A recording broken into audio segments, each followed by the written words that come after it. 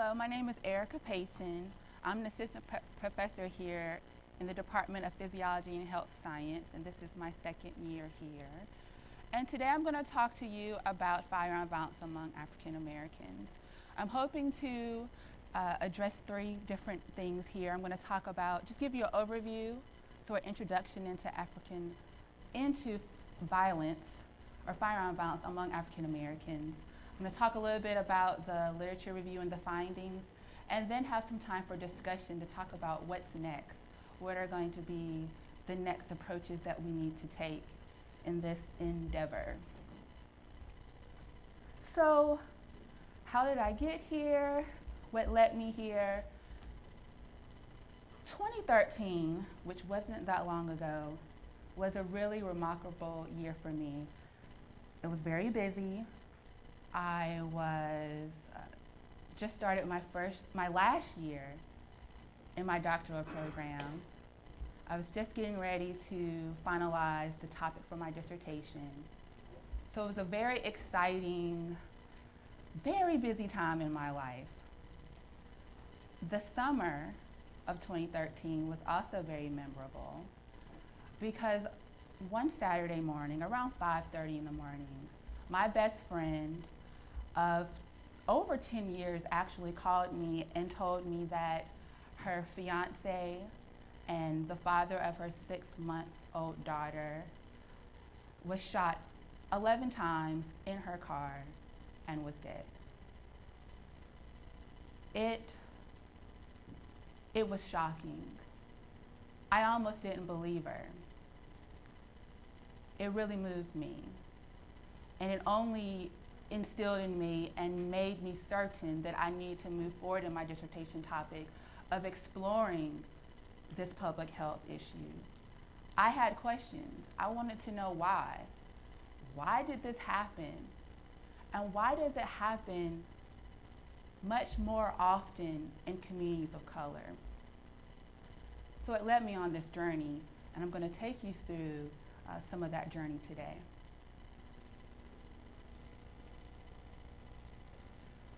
I know that personally, it didn't personally impact me, but it really truly felt like the trigger was on me.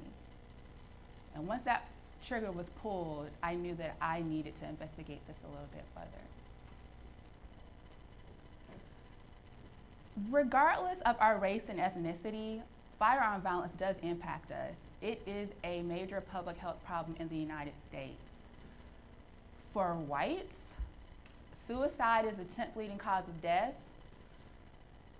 For Hispanics or Latinos, homicide is the 9th leading cause of death. And for African Americans or Black, it's the 8th leading cause of death. It impacts us regardless of our race and ethnicity. However, there are disparities. So if you're African American, you're 13 times more likely to be a victim of firearm violence compared to whites. If you're African American, you're almost 10 times more likely to be a victim of firearm violence compared to Hispanics or Latinos. Disparities do exist. Recent media has covered issues along the lines of firearm violence. Oftentimes, they're talking about gun control. They're talking about access and limiting the access of firearms to the mentally ill. They have discussions when we have these tragic events that take place in our schools when we have mass shootings.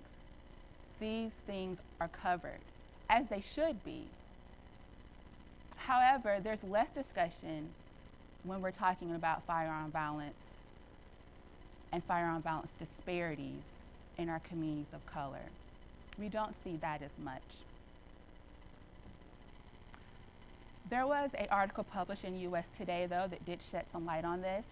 It was published not too long after the Sandy Hook school shooting, just to remind us that we cannot and we should not ignore or forget gun violence among Black Americans.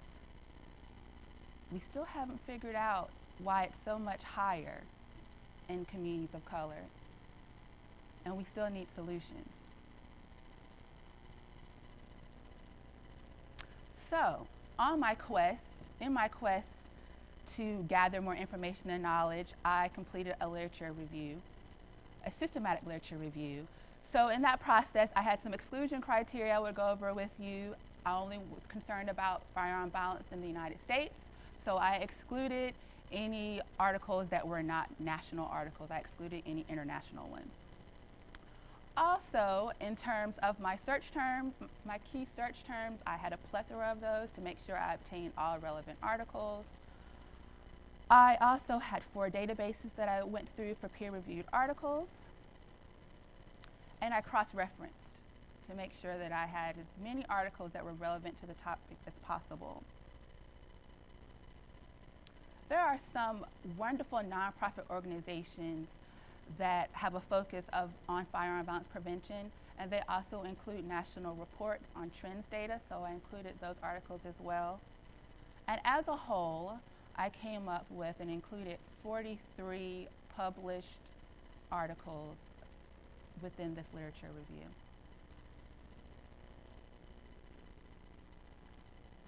So what did I find? So of those 43 research articles, 5 of them talked about perceptions. It was a perception-based studies. So they're looking at what do African Americans think about firearm violence in their communities? What do they think are the causes? Is there concern? How severe of a problem is it? What do they think are the potential solutions to addressing firearm violence within their communities? 6 of those were prevention programs studies. So what can we do about it? How should we go about addressing this public health issue? Some of them were at the primary prevention level, others were at the community level. 6 of those articles looked at prevention studies. The vast majority of the articles, though, talked about risk factors. What increases the likelihood of African Americans opposed to any other group of people being more likely to either have an injury or a death that's associated with firearms? Now, currently we have over 300 policies that look at gun prevention, firearm and gun prevention in this country. However, in my literature review, 0 of them looked at how effective these current policies are in reducing racial and ethnic disparities in firearm violence. 0 of them, which I feel is very telling. So as I'm continuing on my literature review, what I'm realizing is that when we look at firearm violence, we're actually looking at an iceberg. And firearm violence among African Americans is at the top.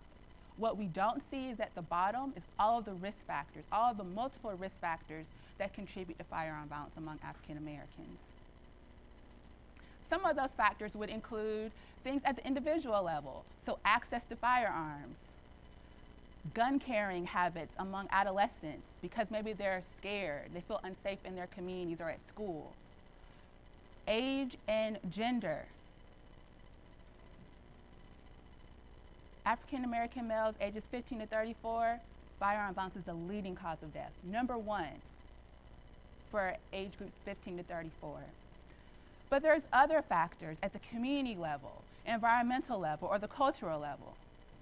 Things like racially segregated communities, disorganized communities, disenfranchised communities, drug activity, gang activity. All these things also contribute to firearm violence among African Americans. In my literature review, I compiled 29 risk factors that I saw continuously throughout the literature. And I further categorized them into individual level, cultural, and community or environmental, and social cultural. These 29 risk factors, though, also represent how complex of an issue this is. One solution probably will not be able to address all of these risk factors. So what do? We have all these risk factors. We know the problem. How do we address it? Well, we need solutions, but it's critically important that these solutions are culturally tailored, that they reflect the culture, the understandings, the perceptions, the wants, and the desires of the population that it's intended to reach. Now remember, I said there were 6 articles that talked about programs that could prevent firearm violence among African Americans. That was good. I would encourage that we need more of these types of studies. But when we talk about the ones that were actually evaluated for their effectiveness, that was a limitation in those studies. The vast majority of them did not go back and test to see if this could be replicated again, to test to see if there was a really true reduction in firearm violence within that population. If we want to address this issue, we have to have evidence-based practices and approaches to do so. One model that works really well with any public health issue that's multifaceted, that's complex, would be the social ecological model. It's very comprehensive. The risk factors for firearm violence is not just at the individual level, but it's at the community level, it's at the cultural level. So we need to have a program in place that has a model that replicates that, where we can have interventions at the individual level, at the interpersonal level, that we have policies and programs that we're advocating for at the community and national level as well. Cure Violence is one of those programs that's promising. It focuses on violence at the community level, but it also addresses some of firearm violence as well. And it's currently being implemented in 25 cities. We need to expand that, I believe. So, in closing, Frederick Douglass is known for a lot of things, but he's mainly known for being an abolitionist. But he reminds us that there's no progress without struggle. We have to agitate. So we also need to advocate. We need to work with our current community leaders to remind them that we collectively have to work together to advocate for more funding for research, for evidence-based practices, for programs, to evaluate our current policies to see if they truly are effective in reducing racial and ethnic health disparities. We must continue to agitate and advocate. Thank you.